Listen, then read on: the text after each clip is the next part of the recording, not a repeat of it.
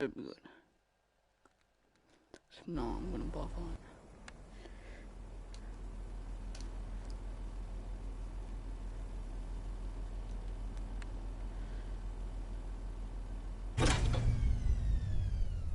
Oh dear. That sounds like the ventilator's a bit off. Shame. It sent a lovely whiff of joy into the air. Terribly sorry about the telly in there. People keep stepping on the cable. Oh. We're back again. Hello there. You must be the winner of the Uncle Jack Fan Club's Get to Know Jack contest. At least I hope you are. Well, the bobbies at the front door have been very sloppy indeed. As you know, I'm Uncle Jack, and I'm always happy to meet my fans, especially if they can help me. Over on your right, you'll see the news feeding machine. That's how you feed me the news stories I'm supposed to read. To your right. Your right. You'll see 3 news stories to choose from. Do try to give me a happy one, won't you? Sometimes the writers get a little mischievous. You can only feed me news after I finish reading the previous story. The machine will light up to tell you when to send me more. Isn't technology wonderful? You'll have to wait for me to finish the story I'm reading before you send me another one. You wouldn't want me to get muddy, would you? No, of course not. Oh, splendid. I'm sure you'll do a smashing job producing my show today. Just remember that we only wanted to see good news. Fortunately, all the news it writes about is good. Here we go. On in 5, Good boat, Jack. 4, 3.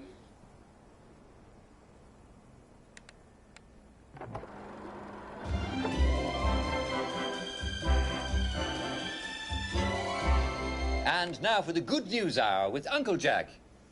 That's me, Jack Worthing. I'll give you all the good news you need to start your day with a smile. Some people have noticed that the happier they get, the less they can do.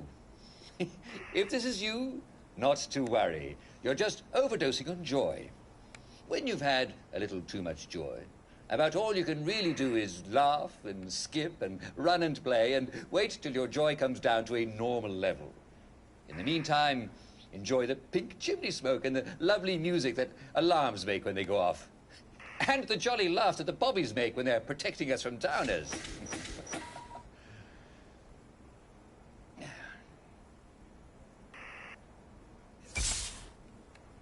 Inspector Royston Luckenbill reminds the public that the alleged murderer, known as Foggy Jack, does not exist. No, he's just a fairy tale, states Inspector Luckenbill, and we all know how horrible those are. There are definitely no victims found in the street in the morning with certain organs surgically removed. No. And even if there were,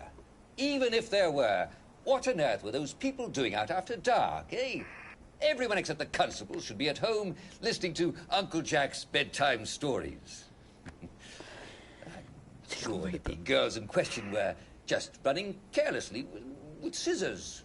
Oh, yes, well, as we all know, one can't be too careful doing arts and crafts, can one? Oh.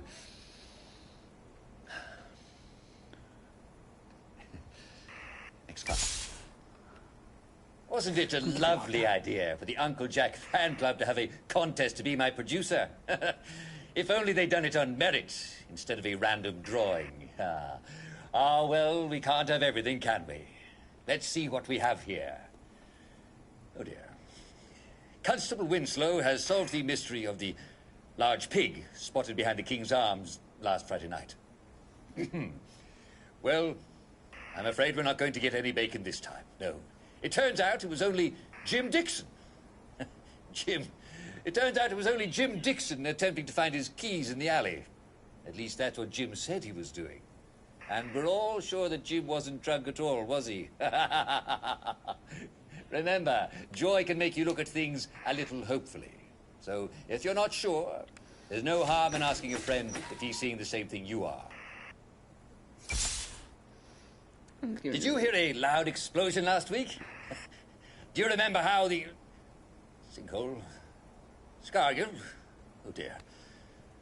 Well, it seems that some citizens in the vicinity of the Scargill Mines facility heard what seemed at first to be a loud explosion. Perhaps my producer was mining supervisor for that day. That seems to be par for the course, doesn't it? Just kidding. There's no need to worry, everyone. It seems that those jolly miners were just testing their fireworks for the annual Victory Day celebrations and set off fireworks and sparklers and all sorts of things. What a lot of scamps those chaps are. The company naturally apologizes sincerely for any alarm the noise may have caused. But I, for one, can't wait to see the fireworks. And speaking of fiery things, I'm feeling a bit warm today. You might say I'm hot under the collar. You know, sometimes you can be on so much joy that you don't even notice that you're reading bad news because everything is so rosy. Maybe that's what happened to my producer for the day. Next card. Let's see what we have here. Oh.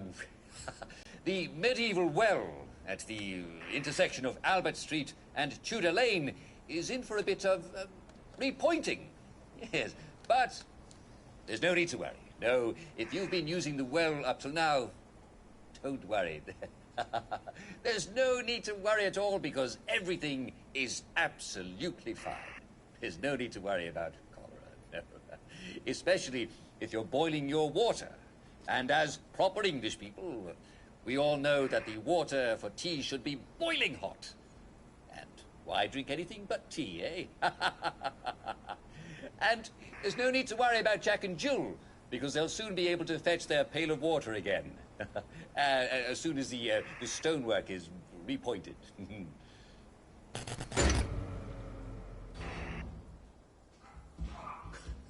Well, I suppose the lights went out because my producer needs to get some more sleep.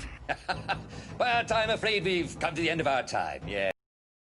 Producer for the day, and I hope they're better at their regular job. Wouldn't be hard, would it? No, almost kidding.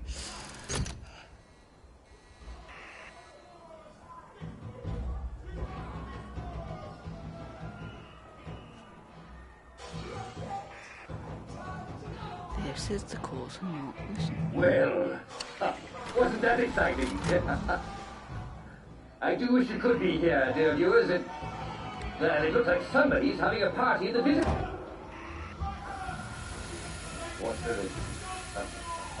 Nice to hear that lovely joy gas listen to that. Put away now you'll be under your smile. No one really wants that anymore. Don't be afraid, all you gotta do is run. Cause when we were young, we just a child, and we start to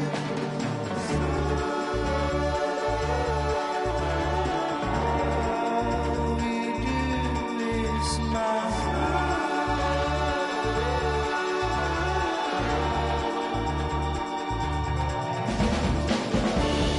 Let's try a stranger on for a while.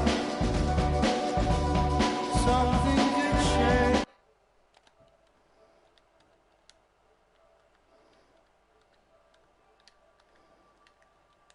Don't bother, people.